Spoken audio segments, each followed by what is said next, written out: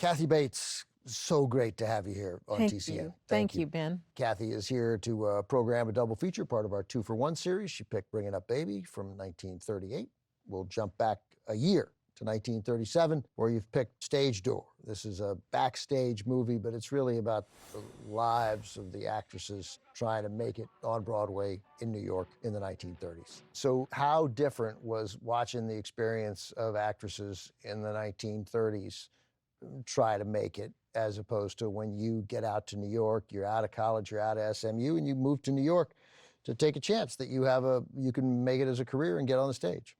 Well, when I started watching the movie, I was into the way that Gregory LaCava, the director, staged everything. There must have been 20 women in that room. 20 women. Let me just mention a couple of the names. So it's Ginger Rogers and Katharine Hepburn and Lucille Ball as a serious actress, although she's still very funny in this. I want to do something with my hands. But nobody's funnier than Eve Arden, who's in this, and Gail Patrick, Ann Miller, and Andrea Leeds, who's less known than them, plays a character named Kay, and she was nominated for Best Supporting Actress in a I didn't know that. Oh, that's moving performance. fantastic. Yeah. First, I was just entranced by all the women and the cacophony and the rapid dialogue over one another and the camaraderie and the offhand remarks. And so I was lost in that. There's often a lot happening in a scene. I mean, there's multiple conversations, and there's somebody on the phone and somebody going up the stairs talking to somebody else. All but of that. also there was a lightness of touch about it. Mm-hmm.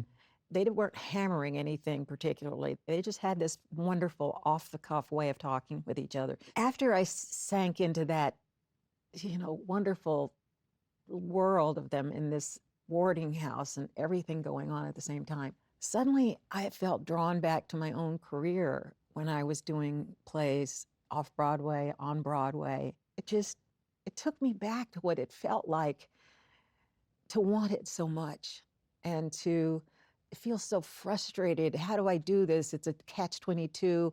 I'm not in the union, so I can't go for union jobs, but how am I going to get in the union if I can't go, And it just seemed to take forever. I went away for a summer, and then I went to Washington and got some jobs there, and then ended up back in New York finally. But I didn't realize how deep that feeling was when I was watching Stage Door.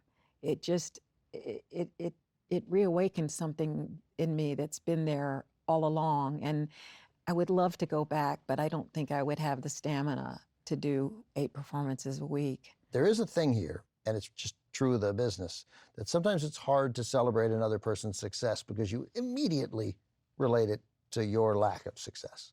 And I thought the movie captured it pretty well, the way these women who are all living together, they're all struggling. You're living playing $13 a week, sharing a room. They all want parts, and there are only a certain number of parts. Did you experience joy when, as a young woman in New York, other actors would get roles and you wouldn't? Or did that just add to your frustration, or did it fuel you?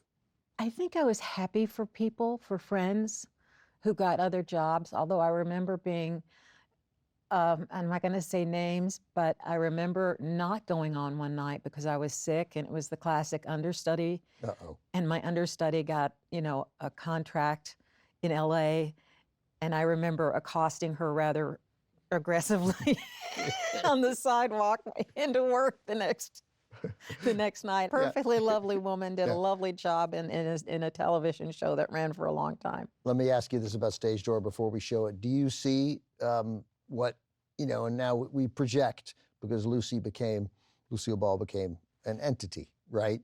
And here, I think she's very good. But can you see what we ended up being able to see in the TV show? Do you see it here, or do you see a young actor who hadn't yet found her footing? When we come back after watching the movie, I'm going to answer that question. Oh, that has never been set up better. You're a professional. Fantastic. Let's watch the movie. Here it is from 1937, directed by Gregory LaCava, Ginger Rogers, Katharine Hepburn, and Lucille Ball, and many others in Stage Door.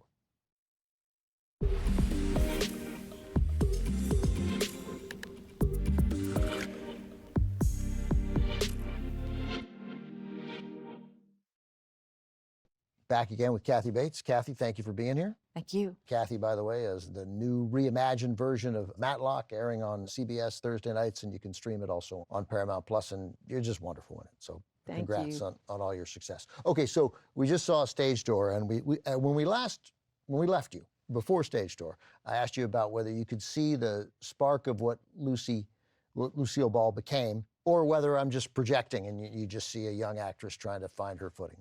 Well, you know, from the very beginning, 'cause she has just little quips here and there. But there's a scene at the very end when she's getting married, and she's so emotional because she's giving up her dream. She's going to Seattle. Well, goodbye, everybody. Now that I'm going, I feel like having a good cry. You suddenly see the depth of what she does and the deftness that she goes with the comedy as well as the emotion. It's just seamless, and you realize that you have a really gifted actress in front of you. I am just so drawn in this movie every time I see it to Lucy and to Eve Arden. And I sort of feel like if Eve Arden had done I Love Lucy, it would have been just as successful. Like this was Eve Arden is funny, consistently funny, and everything that Eve Arden is in is better because Eve Arden is in it. Yes, so dry. So dry, yeah. But I love that she had a cat with her. And the cat's name was Whitey, and he was bought as a kitten for 25 cents. Then when he became a professional cat, a professional movie actor, he was paid $25 a day. He would purr on command. Great stuff. Take a look, Henry. That's where you'll wind up if you don't behave yourself. But wait a minute, we have to talk about Katharine Hepburn, especially somehow we haven't. That's well, right. I know, but in comparison with Bringing Up Baby. Right, which was the first movie you picked tonight. And I didn't even think until this moment. I just thought you just picked these two classics, but of course what ties them together is Katharine Hepburn. That's right. What I love is that the softness and the lightness of foot that she has in Bringing Up Baby when she's falling in love with Cary Grant.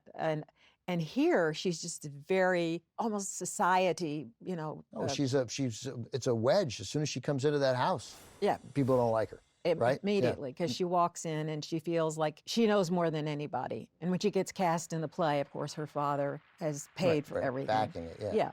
And we're at rehearsal, and she's doing such a horrible job. She's trying to use her intelligence. She's always talking about intelligence, when she learns it's really about the emotions that she's not in touch with. And when Kay commits suicide, she finds out, and there's a wonderful moment that she has at the door that's so strong and so real. It's not delivered with anger. It's delivered with gravitas. Yeah. We're going to ask you to do a lot of things for TCM now. I'm sorry. I love chatting with you about movies because I'm just turned into a cinephile the last few years of my life. I watch movies all the time.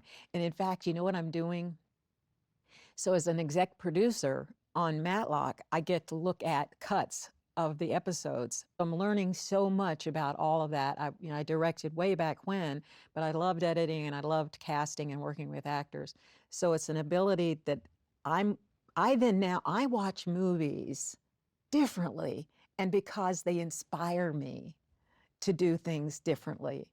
And that sometimes, you know, people don't tell you what's possible, what you can do. It's always, what are you permitted to do? And then you see a movie and you think, oh my God, why didn't I think of that? You know, and it just goes into your silo. So we're going to go, but I know that earlier this year you had talked about retiring. And now I know that you don't feel that way at all. Matlock has invigorated you in a new way. And to hear you talk like that about, why didn't I think of that? Like, it's just really great, because the world of movies and television, needs more Kathy Bates. So, Kathy, thank you very much for being It's here. very kind of you, Ben. I'll come back anytime you want. That's fantastic, because you shouldn't go making that promise, because we're going to ask you to keep it. Kathy is done for the night, but the movies, of course, continue here on TCM. And as always, they are uncut and commercial-free, so stick around.